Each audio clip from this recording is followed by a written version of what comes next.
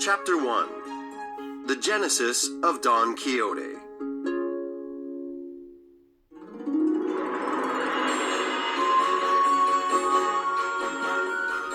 In a village in La Mancha lived a gentleman of almost 50. He was thin, gaunt-featured, and a very early riser. He had a thin, bony horse and a greyhound for hunting game. He spent little on food, eating a beef stew occasionally, a salad on most nights, leftovers on Saturdays, lentils on Fridays, and pigeon on Sundays. He had, however, purchased an expensive jacket of fine cloth, velvet breeches, and good shoes for holidays, while on weekdays he wore his best homespun.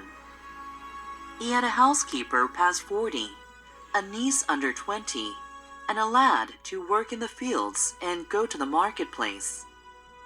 Some people say his surname was Quixada or Quesada, although from my research it seems plain that he was called Quexana.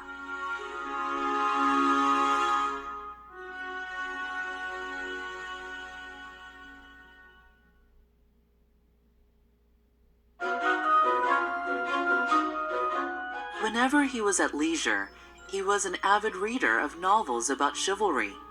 He read these with such ardor that he rarely hunted and even neglected the management of his property.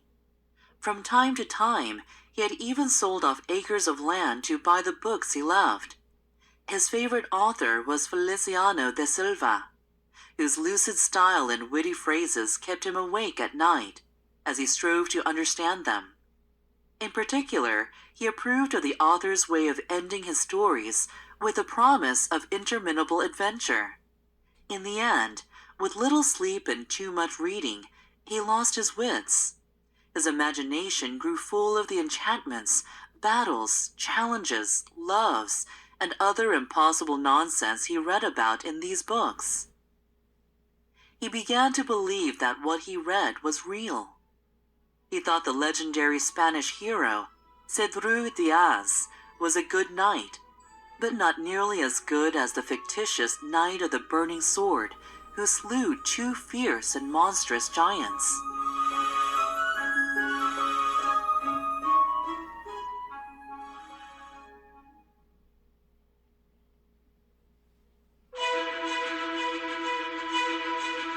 In his madness, he decided that he should become a knight-errant in the service of his country.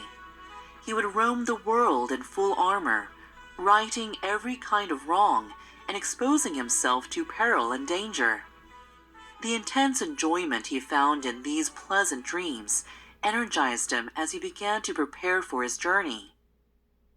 He began by cleaning up his great-grandfather's armor that had been lying for years, rusting and covered with mildew in a corner. He scoured and polished it as best he could, but soon perceived that it had one great defect. Instead of a closed helmet, it had only a simple crescent morion. His ingenuity supplied a solution. From cardboard, he constructed a device that fitted onto the morion so it looked like a full closed helmet. In order to see if it was strong enough, he slashed it with his sword, which completely destroyed it. He set to work again, fixing bars of iron on the inside until he was satisfied with his strength and perfection.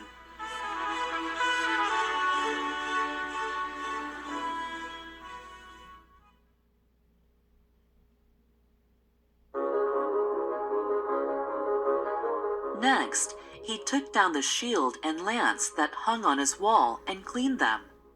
Then he looked at his scrawny old horse. He spent 4 days thinking what name to give him, because a horse belonging to a famous knight required a special name.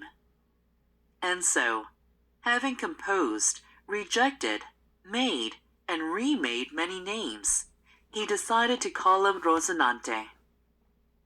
Then 8 more days were spent thinking about what name he should take for himself, until, at last, he decided to call himself Don Quixote.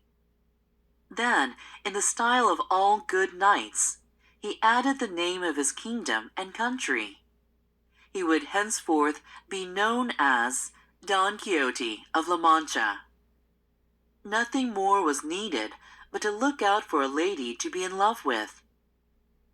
In El Toboso, a village nearby, lived an attractive farm girl named Aldonza Lorenzo. At one time, he had been in love with her, although she had never been aware of his existence. After thinking about a name that would be suitable for a great lady, he decided to call her Dulcinea del Toboso. The name seemed to him to be musical and significant, like the ones he had already given himself and his horse.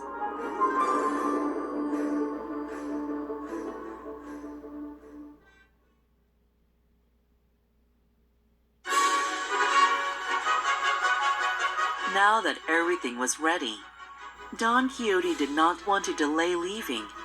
There were many wrongs he needed to right, injustices to correct, and duties to discharge.